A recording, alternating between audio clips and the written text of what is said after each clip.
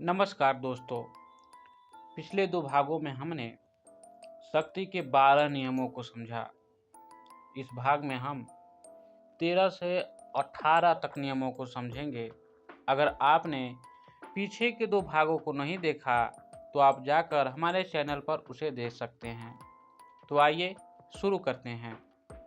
शक्ति का 13वां नियम कहता है कि जब किसी से सहायता मांगो तो उसके स्वार्थ या लाभ की बात करो, केवल उसकी दया पर निर्भर मत रहो।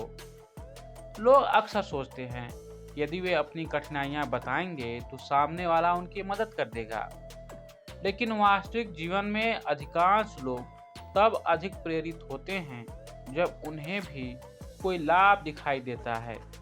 मान लीजिए आप किसी व्यक्ति से साझेदारी करना चाहते हैं।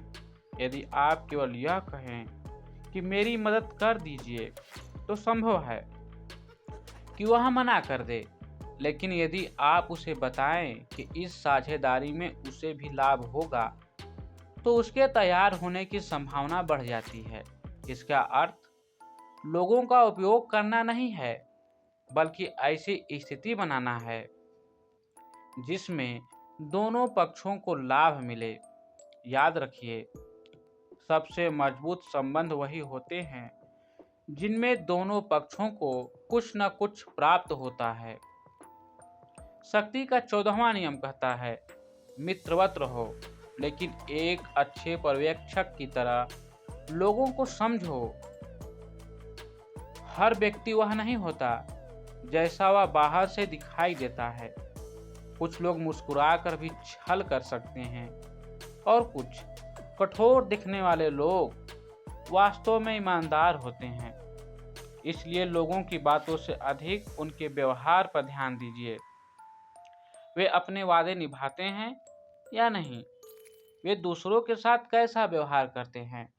वे सफलता और असफलता में कैसे बदल जाते हैं?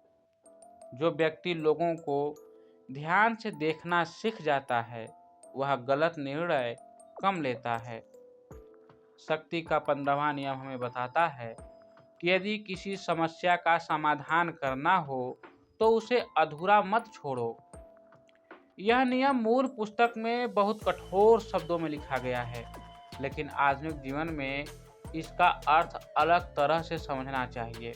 यदि कोई समस्या बार बार लौट रही है तो उसका केवल अस्थायी समाधान मत खोजिए, जड़ तक जाइए। यदि आपकी कंपनी में कोई प्रक्रिया बार बार विफल हो रही है तो केवल हर बार उसे ठीक करने के बजाय यह पता लगाइए कि गलती क्यों हो रही है। समस्या की जड़ समाप्त होगी तभी समस्या वास्तव में समाप्त होगी। हर समय हर जगह उपलब्ध मत रहो। जिस चीज की बहुत अधिक उपलब्धता होती है उसका मूल्य धीरे धीरे कम हो जाता है। यदि कोई व्यक्ति हर समय सबके लिए उपलब्ध रहता है तो लोग धीरे धीरे उसे सामान्य मानने लगते हैं। इसका अर्थ घमंडी बनना नहीं है, इसका अर्थ है अपने समय का सम्मान कीजिए। हर निमंत्रण स्वीकार करना आवश्यक नहीं, हर बहस में शामिल होना आवश्यक नहीं।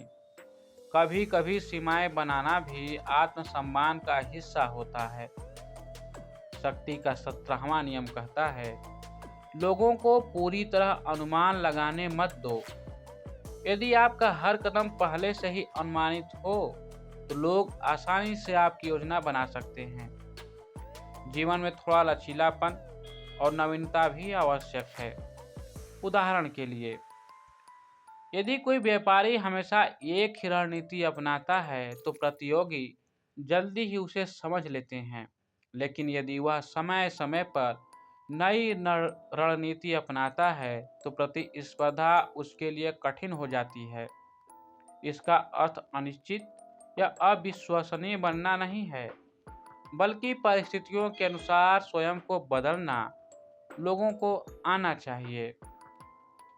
शक्ति का 18वां नियम कहता है केवल अपने ही संसार में मत रहो, लोगों से जुड़े रहो।